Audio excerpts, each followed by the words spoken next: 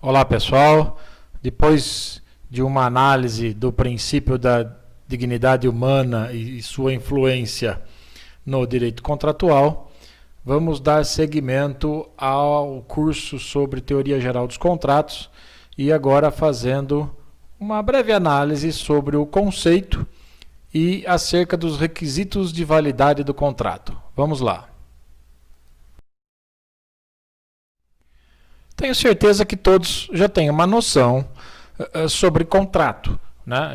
Já têm uma ideia do que vem a ser contrato, principalmente porque já estudaram, já analisaram, por exemplo, a teoria geral dos fatos jurídicos, trataram de atos e negócios jurídicos e assim por diante, né? Mas o contrato, então, ele nada mais é do que um acordo de vontades, né? Uma convenção entre pessoas, né? Que deve ser celebrada, evidentemente, de conformidade com a lei, ou seja, respeitando as regras previstas no ordenamento jurídico, né? E a sua finalidade podem ser inúmeras as suas finalidades, né? Adquirir, resguardar direitos, conservar, transferir, modificar ou extinguir direitos. Numa análise mais simples, ou numa definição mais simples, né? Mais resumida ainda, é um acordo de vontades com a finalidade de produzir efeitos jurídicos. Essa é a explicação de um contrato. Essa é a definição de um contrato. A sua própria origem etimológica, né, do termo, né, contractus, né, já explica, já conduz a esse entendimento de que se trata de um vínculo jurídico de vontades, de uma ligação de vontades, de um encontro de vontades com vistas a um objetivo específico, né? Contractus vem do verbo contraere, que tem esse sentido de ajuste, convenção, pacto ou transação, né?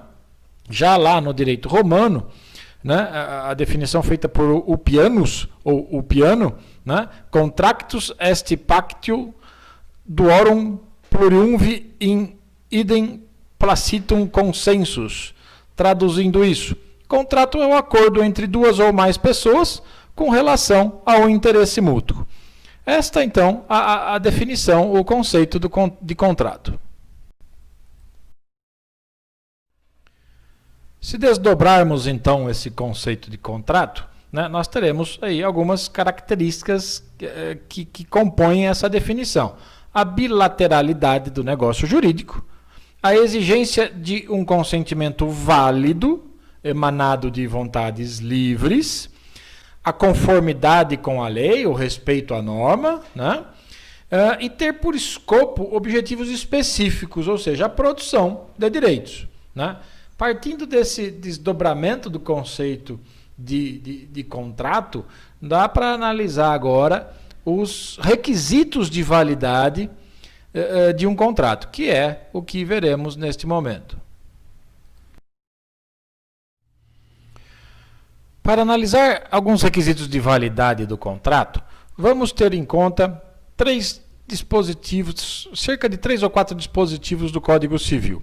O primeiro deles é o artigo 104, que diz assim: a validade do negócio jurídico requer, e aí tem 3 incisos que comentaremos já cada um deles, né? Mas a validade do negócio jurídico requer, ou seja, para um negócio jurídico ser válido é necessário que preencha esses requisitos, certo?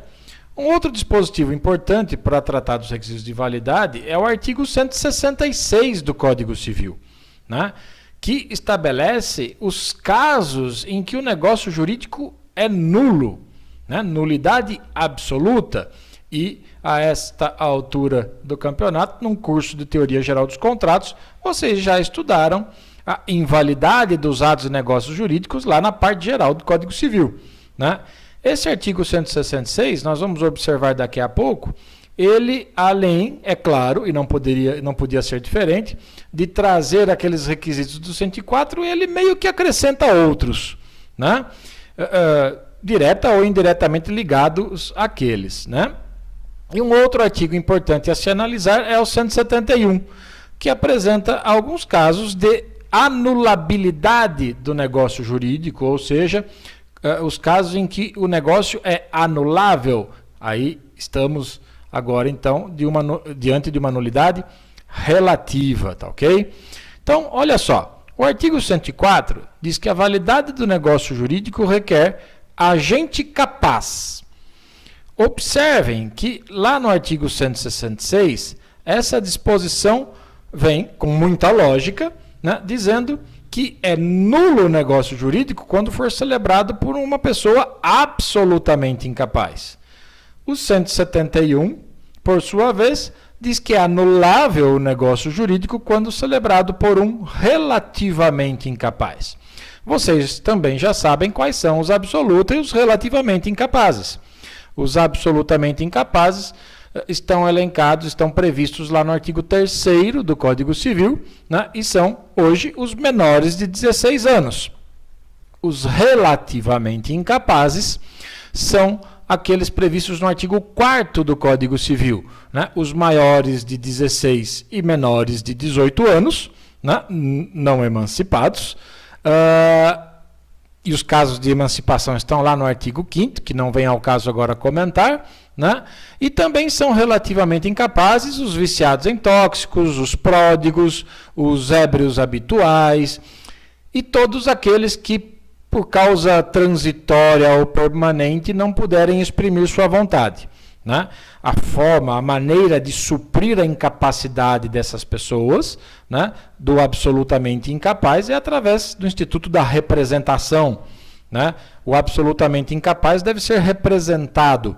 E o relativamente incapaz, ele deve ser assistido, né? Então, essas são as formas de suprir a incapacidade nesses casos do absoluta e do relativamente incapaz, certo? O artigo 104 também prevê que a validade do negócio jurídico requer objeto lícito, possível, determinado ou determinável. O artigo 166, por sua vez, traz algo no mesmo sentido. Olha lá. É nulo o negócio jurídico quando for ilícito, impossível ou indeterminável o seu objeto, né? Então, observem que o objeto de um negócio jurídico deve ser lícito. Isso é pressuposto para a validade do contrato, né? É necessário ainda que o objeto seja possível, ou pelo menos que gire em torno de algo que seja realizável, né? Vocês vão perceber, já se sabe, aliás, né, que é possível você celebrar um negócio jurídico que tenha por objeto algo futuro, né? Algo que ainda não existe, né? Mas que é possível, que pode ser que seja determinado ou ao menos determinável, né? Então, coisas que não poderiam ser... É o exemplo de colheita futura, né? Eu posso celebrar um negócio jurídico comprando a sua colheita, a sua safra, que ainda não produziu, ainda não existe, mas é algo determinável, ok? Né? Então, tem que ser determinado ou ao menos determinável, tem que ser lícito. Eu não posso fazer uma compra e venda tendo por objeto uma droga ilícita, uma compra e venda de cocaína, né? Então, não se permite. E tem que ser possível, até juridicamente, né? Não se permite, por exemplo, uma venda e compra de um bem que seja inalienável, né? De um bem de família voluntário, daquele que demanda a instituição via escritura pública, prevista lá nos artigos 1711 e seguintes do Código Civil, né? Então, aquele bem, uma vez instituído como bem de família, voluntariamente, via escritura pública, né, ele se torna inalienável. Então, ele não pode ser objeto de negócio jurídico, ok? Assim como a herança futura, né, de alguém que ainda está vivo, né, também não é possível fazer parte de um negócio jurídico. Inclusive, citaremos isso como exemplo no artigo seguinte, né? Outra previsão do 104 é a seguinte: a validade do negócio jurídico requer forma prescrita ou não defesa em lei. Traduzindo isso, estamos diante de o seguinte: precisa respeitar a forma prevista na lei ou, ao menos, utilizar uma forma que pela lei não seja proibida, né? Então, a validade do negócio, a validade de um contrato, né, depende dessa obediência à forma prevista em lei, ou ao menos que seja feita de uma forma, através de uma forma que a lei não proíba, né?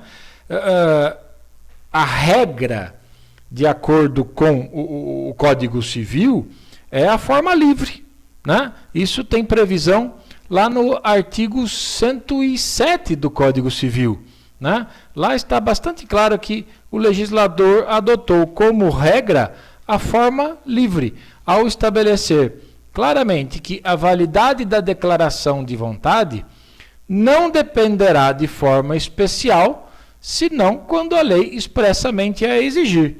É claro que existem vários casos em que a lei exige uma forma específica, né? Mas a regra é que a forma é livre. Outros casos, ou muitos outros casos, a forma será solene. Essa previsão do 104, ela vem bastante reforçada, né, lá no 166. Lá diz que é nulo o negócio jurídico quando não revestir a forma prescrita em lei. Então, se a lei exige uma forma solene, uma forma específica para a celebração de determinado negócio, para a prática de determinado ato, e não se respeitar isso, né, então será nulo o negócio jurídico. A lei, por exemplo, diz que para se realizar um pacto antinupcial, que é aquele pacto celebrado antes do casamento, né, se você, adiantando um pouco do direito de família, né, se você resolve casar e faz a opção pelo regime oficial, que é o da comunhão parcial de bens, basta a assinatura de um termo lá no cartório de registro civil, né? Agora, se você fizer a opção por qualquer um dos outros regimes, né, a convenção, a comunhão universal de bens, a separação de bens ou o regime da participação final nos aquestos, aí é necessário celebrar uma escritura pública. E a lei diz expressamente como que se deve fazer um pacto antinupcial, que é através da celebração de escritura pública, né? Deve-se fazer um pacto antinupcial se optar por esses regimes, e o pacto só pode ser feito por escritura pública. Ah, mas eu fiz fiz por instrumento particular, com o melhor advogado do mundo, e peguei a assinatura de 60 testemunhas com firma reconhecida. Pode rasgar e jogar fora, porque o pacto antinupcial, para o pacto antinupcial, a lei exige uma forma solene, né, expressamente prevista na lei. E essa forma solene é a escritura pública. Se não respeitar a forma solene, é nulo o negócio jurídico, é nulo o ato que você está praticando, né? Então, é necessário que se respeite a forma prescrita. Reforça isso, né, no inciso 5, né, o seguinte, do 166, né? Também é nulo o negócio jurídico quando for preterida alguma solenidade que a lei considere essencial para a sua validade, né? Então, a forma, na verdade, ela já é esse conjunto de solenidades, né, que devem ser observadas para que o contrato tenha um alcance legal, para que ele realmente tenha validade, né? O casamento, por exemplo, é revestido de várias solenidades que devem ser observadas para sua validade, né? A instituição de bem de família, né? Aquele bem de família voluntário que eu mencionei, precisa de escritura pública ou testamento, né? O Código Civil, logo depois do artigo 107, quando estabelece que a forma é livre, no 108, ele já estabelece uma forma solene, cobrando a escritura pública, dizendo que a escritura pública, né, é essencial para a validade de todos os negócios jurídicos que visem a constituição, transferência, modificação ou renúncia de direitos reais sobre imóveis que tenham um valor superior a 30 vezes o maior salário mínimo vigente no país. Observem que são formas que devem ser respeitadas, né? E se não se respeitar essas formas, o negócio, o ato praticado, o contrato será nulo, né? Quanto a essas formalidades cobrada lá no inciso 5, né, que também diz respeito à forma, né? Imagine, por exemplo, que você observe a escritura pública. Tem que fazer por escritura determinado contrato, por escritura pública. Você faz, só que... então você está respeitando a forma. Só que você não pega a assinatura das partes. A assinatura das partes é essencial para aquele instrumento, para a escritura pública. E é uma formalidade que você está preterindo, desrespeitando, não observando, né? E isso pode realmente conduzir à invalidade do negócio, vai conduzir à nulidade, né? É possível vender um bem que pertence a um menor? Sim, né? Mas, para tanto, precisa de uma solenidade importantíssima, que é a autorização do juiz, né? Então, é necessária a autorização do juiz para vender um bem do menor. Desrespeitada essa solenidade, né? Você estará dentro da nulidade. Outro ato importante, ou solenidade importante, né? Na compra e venda, diz o Código Civil que a compra e venda de ascendentes para descendente, né? De ascendentes para descendente, ela requer a anuência de todos os demais descendentes e também do cônjuge do alienante, né?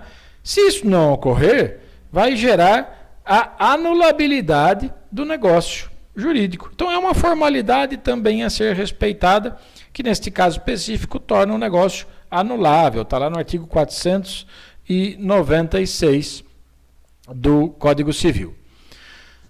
Seguindo nesta análise, indo agora para o artigo 166, observem no inciso 3, né, que há a seguinte determinação.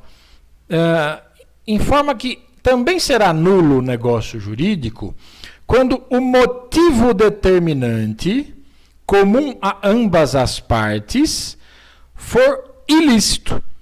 Então, observem que essa ilicitude do motivo... E olha que essa ilicitude do motivo significa o quê? Tem relação com a razão que levou as partes ou alguém a realizar aquele negócio, né? Então, é o motivo, não estamos falando do objeto, né? Estamos falando do motivo. E para que seja nulo o negócio jurídico, segundo o contrato, né? Segundo esse inciso 3... esse motivo ilícito tem que ser comum a ambas as partes, ou seja, ambos têm que saber, ambos têm que ter ciência desse motivo ilícito, né? Imaginem que pessoas resolvam abrir uma pessoa jurídica, criar uma pessoa jurídica, né? Vamos dizer assim, todo o contrato social correto, registrado, né? O objeto social é lícito, né? Mas o motivo utilizado para a abertura é ilícito. Ou seja, imagine que querem abrir uma pessoa jurídica com a finalidade de explorar a prostituição ou com a finalidade de ser a fachada para o tráfico de drogas, né? Então, o motivo é ilegal. O objeto que consta no contrato social da empresa, que foi registrado, tudo correto, tudo lícito. Mas o motivo determinante da abertura, neste exemplo daquela pessoa jurídica, é ilícito, né? Então, se é ilícito, é nulo, tudo é nulo, né? Conforme 166, inciso 3. Imagine um outro exemplo. Estou pensando aqui. Imagine que eu resolva viajar para o Paraguai, né? E você é um piloto de helicóptero, ok? E eu contrate os seus serviços, né? para me levar ao Paraguai. Observe que o contrato que estamos celebrando aí é um contrato de transporte. Né? Você vai me levar até o Paraguai e eu vou lhe pagar para isso. Né? Eu compareço na data para a viagem, coloco minha bagagem lá e você me leva. Né? Acontece que na minha bagagem tinham lá vários quilos de cocaína. Né? Então, olha só. O que me levou a lhe contratar para ir para o Paraguai? Era levar drogas. O contrato de transporte, ele tem por um objeto lícito, me transportar para lá. Né? Mas o motivo da contratação, né, é ilícito. Então, isso torna o próprio negócio jurídico nulo. Né? Neste caso específico, o negócio jurídico será nulo se você, o piloto do helicóptero, né, também tiver ciência do que eu estou transportando, das drogas ilícitas que eu estou transportando. Porque vejam o inciso 3, é nulo o negócio jurídico quando o motivo determinante comum a ambas as partes tem que ser comum a ambas as partes. Se você, piloto do helicóptero, não tem a menor ideia do que eu estou transportando, né, e eu consegui lhe enganar nesse sentido, né, o contrato é válido, certo? Porque o motivo que é ilícito não é comum a ambas as partes. O efeito prático disso, se o contrato é válido, eu tenho que, por exemplo, lhe pagar o preço ajustado para o transporte, para a viagem. Tá ok? O inciso 6 do artigo 166 diz que também é nulo o negócio jurídico quando tiver por objetivo fraudar lei imperativa. Né? E aí, alguém poderia pensar, bom, mas imperativas são todas as leis. E realmente, né? Todas as leis devem ser cumpridas, observadas, respeitadas. Né?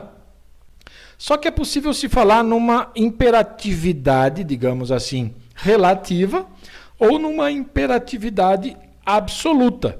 Né?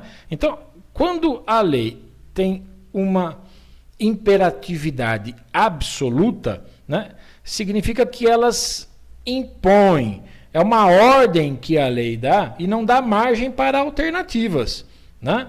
Então, as regras que tratam das formalidades que devem ser seguidas para o casamento, por exemplo, né? A norma que impede o contrato que tenha por objeto herança de pessoa viva, né? Que está lá no artigo 426, salvo engano, do Código Civil, né? São normas, né? São leis imperativas, né? São normas de imperatividade absoluta. Né? Ou seja, você tem que respeitar, você tem que observar, você não tem a opção de fazer isso ou não. Né?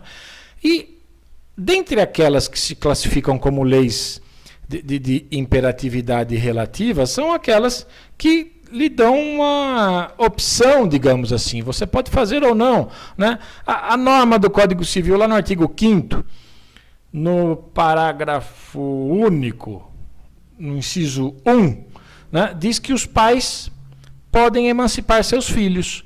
Existem algumas regras lá a serem observadas, né, mas você não é obrigado a emancipar seu filho.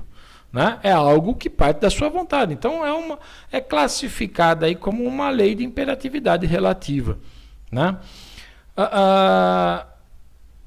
Pensando em o regime de bens no casamento. Né? Existem espécies de regimes de bens que vigoram, previstos no Código Civil, que vigoram durante um casamento, e você tem a oportunidade de escolher, né, aquele que melhor se adapta à sua realidade, às suas circunstâncias. Né? Então, esse inciso 6, na verdade, ele nos faz lembrar muito daqueles contratos, né? Utilizando a própria expressão do inciso 6, né? Que tem por objeto fraudar a lei, desrespeitar a norma. Né? E isso nos faz lembrar da simulação. Né? A simulação, o negócio jurídico simulado é nulo. né? Está lá no artigo 167 do Código Civil, né? Então, olha só, um negócio jurídico, um contrato que caracteriza uma simulação e que, obviamente, tem por objetivo fraudar uma lei imperativa, né? Aquele contrato em que você entrega o seu patrimônio, né, para a amante. Você faz uma venda e compra para a amante sua, né, para cúmplice do adultério, né, disfarçada, na verdade, você faz uma doação, corrigindo, né? Você faz uma doação para sua amante, para o seu amante, para o seu cúmplice do adultério, né? Mas disfarçado de compra e venda, né? E por que isso? Porque não se pode doar para o cúmplice do adultério, não vale esse negócio. E aí, para fraudar essa lei, você disfarça essa doação de venda e compra, né? Às vezes se altera, e isso se encaixa exatamente nas hipóteses de simulação do artigo 167 do Código Civil, né? O artigo 167 do Código Civil traz, lá no parágrafo único, se não me engano, ele traz os casos que geram simulação, que caracterizam o negócio simulado, né? Parágrafo 1º, né? Ele diz lá que sempre haverá simulação nos contratos, nos negócios jurídicos, quando, por exemplo, apresentarem, conferir ou transmitir direitos a pessoas diversas daquelas às quais realmente se conferem ou se transmitem, né? Então eu não posso, para eu vender um bem para um descendente meu, eu preciso da anuência dos outros descendentes e do meu cônjuge, como eu já disse, né? Só que, senão, essa venda é anulável, ela pode ser anulada, né? E eu não faço, então, a venda para o meu filho, eu faço para um amigo dele, eu faço para alguém que depois vai transferir para ele, né? Então, eu estou, na verdade, utilizando uma interposta pessoa para disfarçar um negócio e fraudar uma lei imperativa, que me proíbe, que impõe a mim a observação de uma formalidade que eu estou desrespeitando, né? Imagine se um negócio for antedatado ou pós-datado. Também haverá simulação, né? Às vezes você põe uma data anterior ou posterior àquela que realmente se celebrou o contrato, ou um título de crédito, né? Uma promissória, por exemplo, né? Só para evitar que o objeto daquele contrato, que seria uma casa, por exemplo, fosse penhorado, né? Ou para tentar aumentar o prazo para a prescrição, né? Enfim, são casos que geram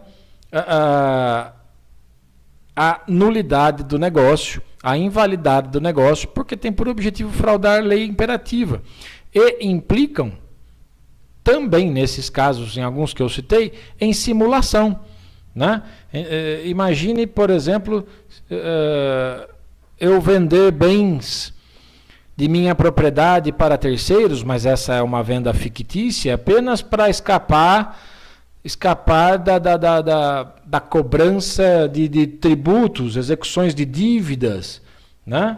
Enfim, esses são exemplos de fraude à lei imperativa que caracterizam, inclusive, também simulação. O que nos faz chegar a um outro requisito de validade, né? Que é a inexistência de simulação, né? Ou, como alguns dizem, uma presença de transparência, de lealdade, de verdade no contrato, né? O inciso 7 do artigo 166, né? Ele estabelece que é nulo o negócio jurídico quando a lei taxativamente o declarar nulo ou proibir-lhe a prática sem cominar sanção. Existem vários exemplos nesse sentido, né? No Código Civil, no ordenamento jurídico como um todo, né? Um deles é o 426 que nós já comentamos, né? O artigo 426, por exemplo, diz que não pode ser objeto de contrato a herança de pessoa viva, né? Observem que a lei está dizendo que não pode, né? Mas não está dizendo qual é a sanção, né? No caso do artigo 426. Olha, eu não posso fazer isso, mas e se eu fizer? Qual que é a consequência? Né? Então, a consequência agora está clara aí no inciso 7 do artigo 166. Né? Se a lei proibir a prática de algo sem combinar a sanção será a nulidade absoluta. Né? Então, diz o 426, não pode ser objeto de contrato a herança de pessoa viva. E eu mesmo assim faço um contrato transferindo a herança que vou receber da minha mãe quando ela falecer, né? Ou seja, é um contrato que tem por objeto a herança de pessoa viva. Esse contrato é nulo. Né? E há vários casos, não só no Código Civil, né, em que a lei taxativamente declara nulo o contrato. Né? Então, alguns exemplos estão mencionados aí. Observem o que diz o artigo 489 do Código Civil. Nulo é o contrato de compra e venda quando se deixa ao arbítrio exclusivo de uma das partes a fixação do preço.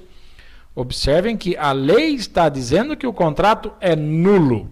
Né? Então, se a própria lei está taxativamente declarando que aquele contrato de compra e venda, nesse caso específico do 489, é um contrato nulo, né? Assim estaremos diante da nulidade absoluta. Né? Outros exemplos, apenas para ilustrar, né? O artigo 497 do Código Civil estabelece aquelas pessoas que não podem comprar alguns bens, né? Mesmo que seja em asta pública. Né? E se comprar, né? Está lá no 497, sob pena de nulidade. Se assim está dito lá, analisando o 497 junto com esse inciso 7, você está diante de uma nulidade absoluta. Mais dois exemplos apenas para ilustrar, que dizem respeito ao contrato de doação. Né? O artigo 548 diz, é nula a doação de todos os bens, sem reserva de parte ou renda suficiente para a subsistência do doador. Próprio artigo 548 está dizendo que é nula, você está diante de uma nulidade absoluta. Né? Observem que quando o código, a lei,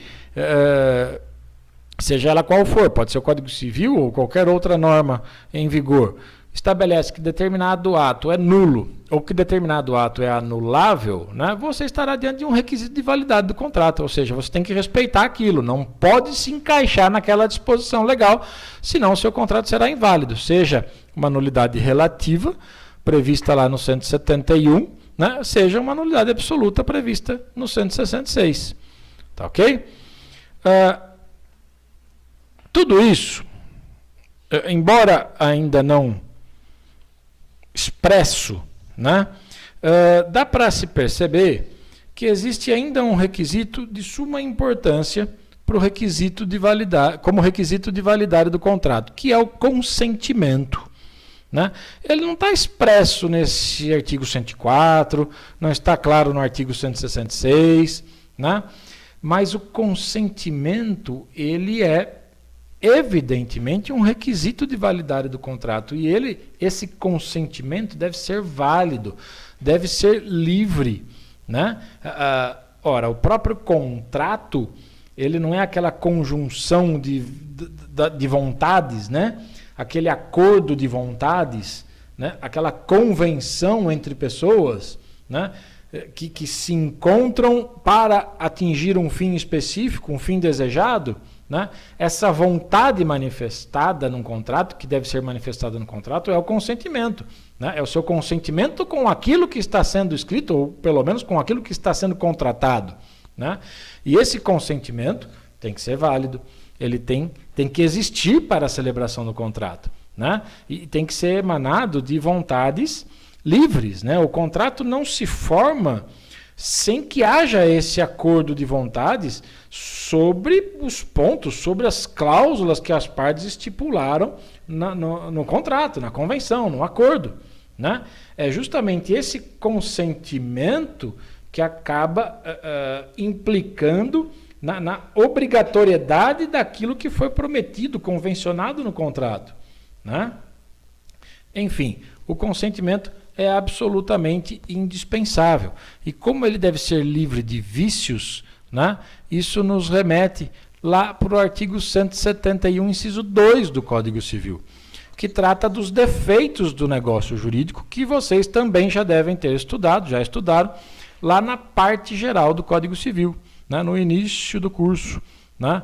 O negócio jurídico, o contrato se torna anulável se nele estiver presente um ou alguns desses vícios.